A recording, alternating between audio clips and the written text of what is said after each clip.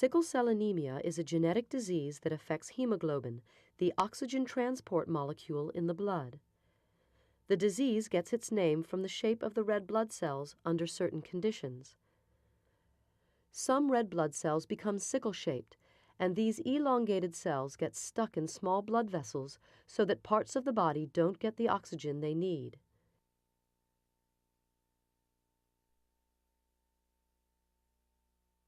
Sickle cell anemia is caused by a single code letter change in the DNA.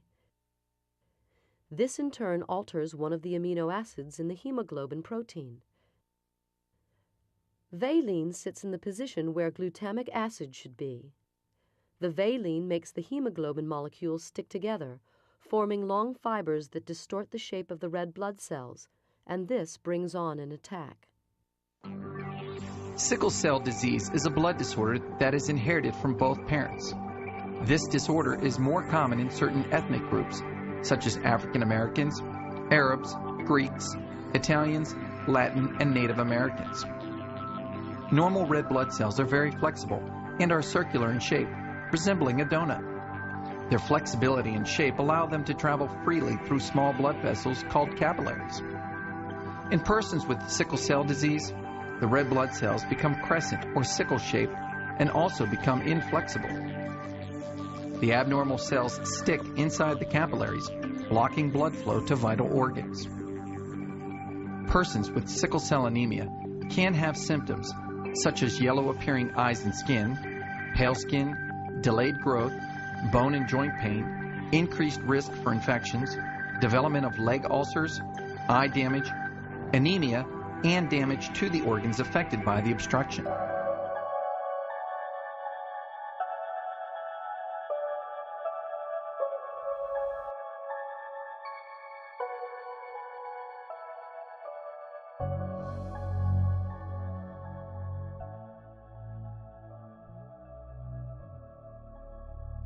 What up, what up, what up? East Coast, West Coast, North, South, worldwide. We're on location at the Consortium Summit in the ATL. I'm with my guest, Mr. Bill. How you doing? Not too bad, how are you? Pretty good, thanks. So can you give the viewers a little bit background about yourself and what is your relationship with sickle cell? Absolutely. My name is Bill Cummings, and I'm with the Sickle Cell Community Consortium as the Director of Development. But I have a history with sickle cell. My oldest son, Brandon, who will be 29 on Tuesday, was born with sickle cell. But I knew he had the risk for sickle cell because my wife at the time and I knew we had sickle cell trait. And so at the same time though, we did not want to risk losing the pregnancy. So we had him tested at birth, and we were relieved to find out that he was negative. Okay. 9 months later, unfortunately, we found out it was a false negative. Wow. Okay. Yeah. But how is he doing? How is he? How is his life with sickle cell? Living with sickle cell? Did he had a lot of crisis? How is his quality of life so far? Well, he had a lot of battles with strokes in his first 10 years. In fact, when he was 9, he had a pretty devastating stroke, and we didn't think he was going to survive. He was in the hospital for about 3 months. And to this day, like I said, he's almost 29.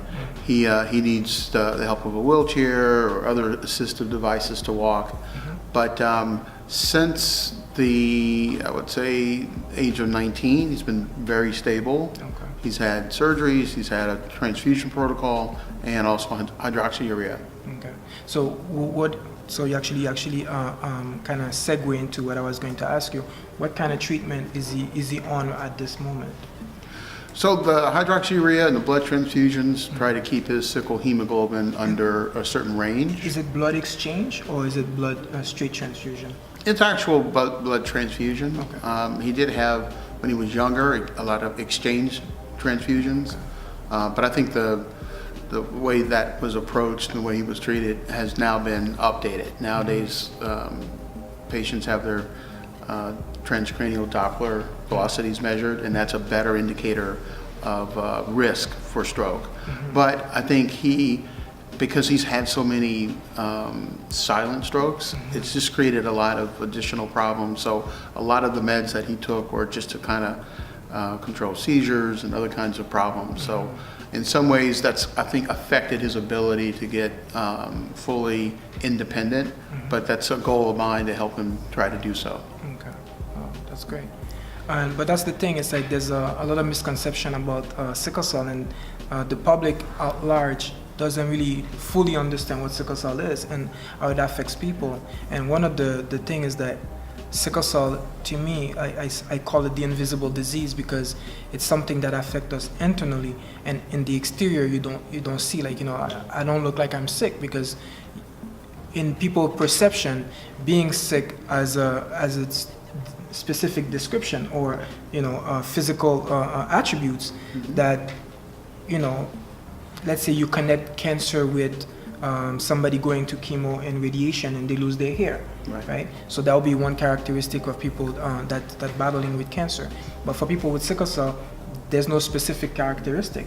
But you see, as an example, with your son, he went through a lot of strokes, and that left him with some, you know, some inability to do certain things. And those are the things that actually that does happen and that affect us, you know, in the community.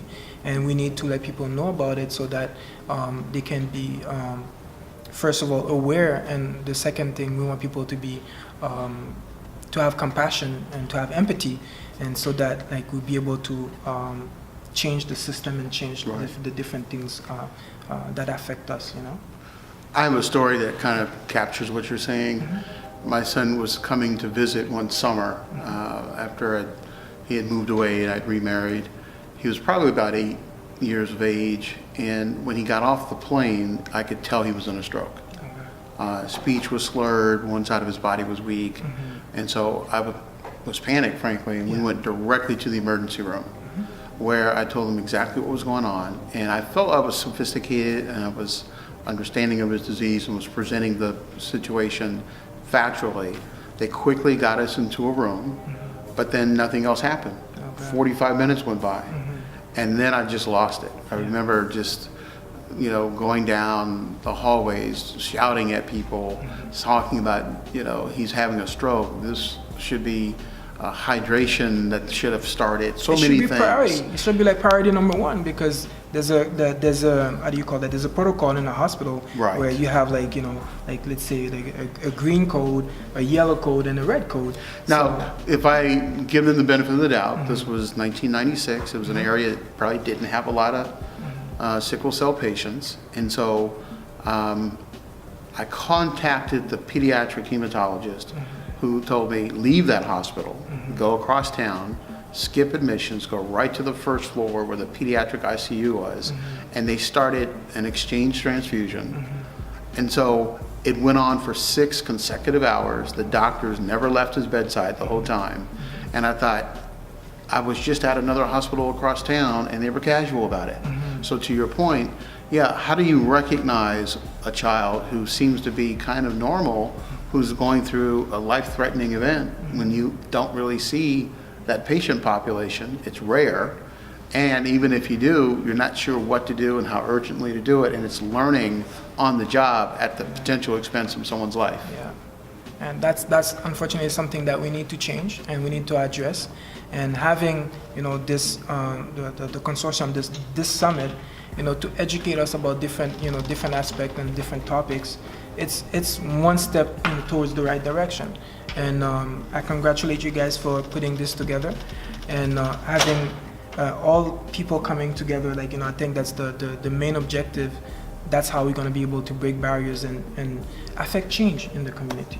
Absolutely. Glad you could come and be a part. All right. Thank you very much, and thank you for giving me the chance for the interview. Absolutely. I appreciate that. My pleasure. All right. Thank you, guys. Thank you for tuning in, and I'll see you guys in the next episode. Peace. Take care. It should be priority. It should be like priority number one, because there's a how do you call that? There's a protocol in the hospital where you have, like, you know, like, let's say, like